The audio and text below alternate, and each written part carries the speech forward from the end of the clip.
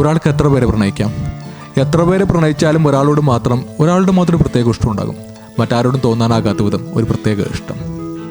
പക്ഷേ അതേ ഇഷ്ടം അതേ അളവിൽ മറ്റേ ആൾക്ക് തിരിച്ചു തോന്നണം എന്നുണ്ടോ? സിനിമയുടെ പേര് തൂവാനത്തുമ്പികൾ. 1987 ഈ സിനിമ ഇറങ്ങുന്നത്. പത്മരാജൻ, മോഹൻലാൽ, ജോൺസൺ.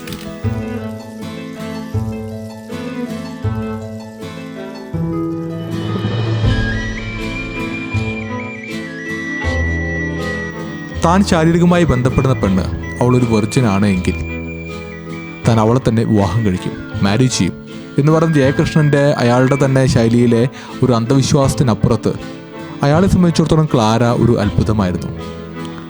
അവളെ നേരിട്ടോ അല്ലാതെയോ, അതായത് കത്തുകളിലൂടെ ബന്ധപ്പെടുന്നുണ്ട്, ഫോൺ വിളികളിലൂടെ ബന്ധപ്പെടുന്നുണ്ട്.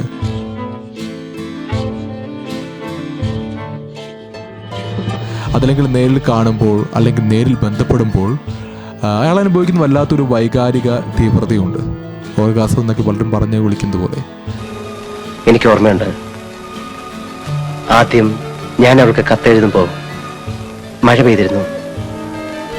ആദ്യം ഞങ്ങൾ മീറ്റ് ചെയ്യുമ്പോഴും മഴ പെയ്തു. അയാൾക്ക് ചുറ്റും കനത്ത് പെയ്യുന്ന മഴയിൽ അയാൾ തന്നെ കാണുന്ന ഒരു ചിത്രമുണ്ട്. മഴയിൽ നനഞ്ഞു കുതിർന്നു നിൽക്കുന്ന ഒരു ക്ലാര, പൊട്ടി പൊട്ടി അടർന്നൊലിക്കുന്ന അവളുടെ ആ വലിയ പൊട്ട്, നനഞ്ഞ് കുതിർന്നു നിൽക്കുന്ന കൺമഷി. തൊട്ടപ്പുറത്ത് രാധയുണ്ട്.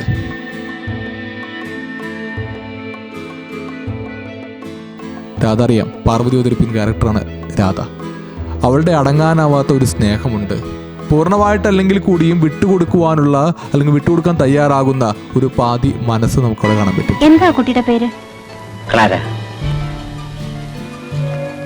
ക്ലാര. ഇങ്ങനെയൊക്കെയാണ് എങ്കിൽ കൂടിയും മണ്ണാർത്തൊടിയിലെ ജയകൃഷ്ണനെ സംബന്ധിച്ചിടത്തോളം എളുപ്പം പറിച്ചു മാറ്റാൻ പറ്റാത്ത ഒന്നേ ഉള്ളൂ, അത് ക്ലാരയാണ്. ഒരു മോഹൻലാലിന് മാത്രം പറ്റുന്ന ജയകൃഷ്ണൻ. ക്ലാര ഇനിയും വരുന്ന എനിക്ക് വെറുതെ തോന്നുക. മറക്കുമായിരിക്കും അല്ലേ? പിന്നെ മറക്കാതെ.